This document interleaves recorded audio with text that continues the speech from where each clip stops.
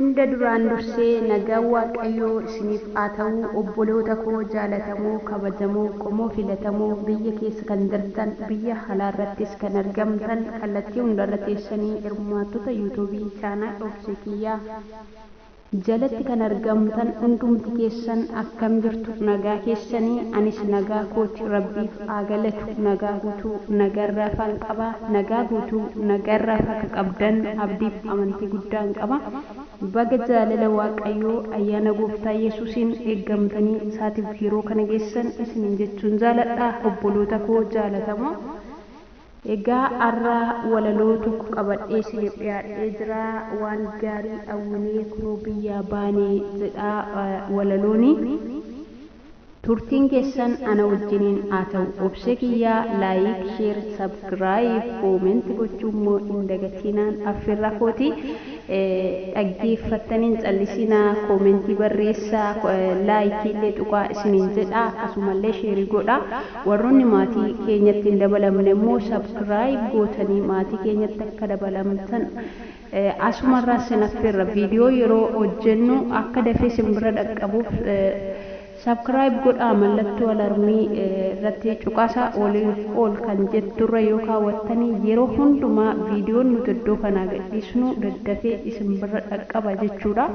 Kanaaf turtiin keessan ammas Obsee Kiyyaa wajjiniin haa ta'u. Turtiin keessan waliin haa ta'u. Egaa asumarraan gara kutaa walaloo kootiin isiniif darba.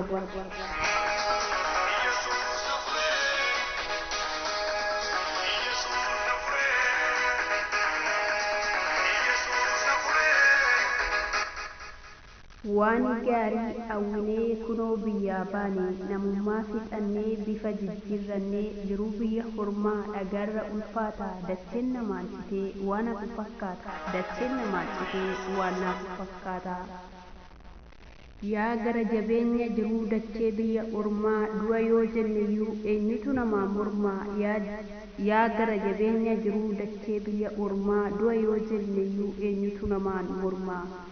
Beelaaf eebuu kee eenyutu si gaafataa. Dantaa ofiif ormi si ergata. Dantaa ofiif ormi si ergata. Fedhii ofiif ormi si ergata. Dadhabbii keetiif boqonnaan argattu. Beela osoo qabduu dandeesseen soorattu. Haati ormaa yoomuu garaa jabeettidha. Afaaniin malee keessi ishii duwwaadha. Afaaniin malee keessi ishii duwwaadha.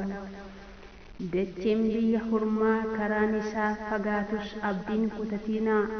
Abdii hin kutannu osoo waaqayyoo qabnu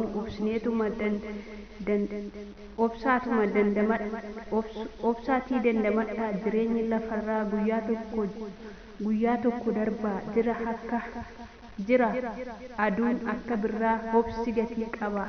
Obsi gatii qaba.